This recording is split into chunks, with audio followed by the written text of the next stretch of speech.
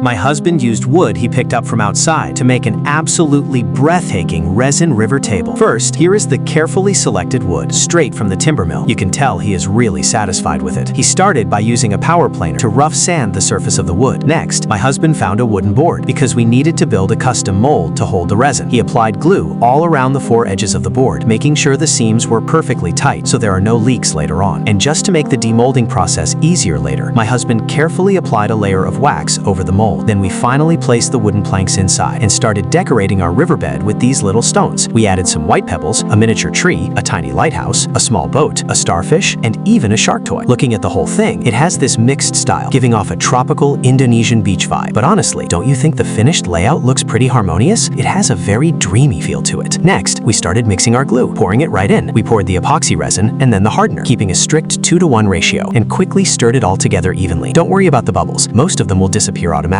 For the bottom layer, we needed a blue base, so we started testing the colors over and over again, adding a drop of blue dye, testing it, seeing if it matches, and doing it all over again. 2,000 years later, after what felt like forever, we finally got the perfect blue color, and we started pouring it in a huge rush. But as the glue flowed, all our carefully placed decorations got completely washed away and scattered everywhere, so we had to patiently take chopsticks and adjust every single piece one by one until it looked right again. After this chaotic process, the first step was basically done. We used a blowtorch to clear out any small surface bubbles and left it to cure. If you are enjoying this satisfying process so far, do me a huge favor. Smash that like button and subscribe to the channel so you don't miss our next crazy project. Fast forward to the second day. The resin had settled, and I was so happy with this color. It really gives you that magical underwater world feeling. The next step is the part we were most nervous about, creating the crashing ocean waves with white dye. We did a small test run first, and it looked pretty beautiful, so we confidently started making the main waves. But as we kept blowing the resin, it started getting weird. The waves looked good at first, but then the colors just freely mixed together into a big mess. So yeah, we completely failed. We wiped it all off with paper towels before it dried. Luckily, the bottom layer was dry enough, so we didn't ruin the whole thing. We decided to bet on it one more time. We realized the resin was too fluid the first time, so this time we waited for the glue to get a bit sticky before we started blowing it with the heat gun, and then we let it dry completely, looking just like this. Finally, we reached the last step. We poured clear resin to completely fill up all the remaining space in the mold, and now we just wait peacefully for it to cure. After letting it sit for 3 whole days, we could finally start demolding, and because we used that wax earlier, the process was super smooth, taking off the sides one by one. Surprisingly, the back looked even more like an underwater world, but the top surface had a lot of flaws, so we needed to do a deep sanding process. To be honest, this part almost made my husband have a total breakdown. He had to use sandpaper going from coarse to fine, going over the surface again and again to make it perfectly flat, and then finally using a polishing machine to bring out the shine. And with that, our table was finally complete. Look at this absolute masterpiece.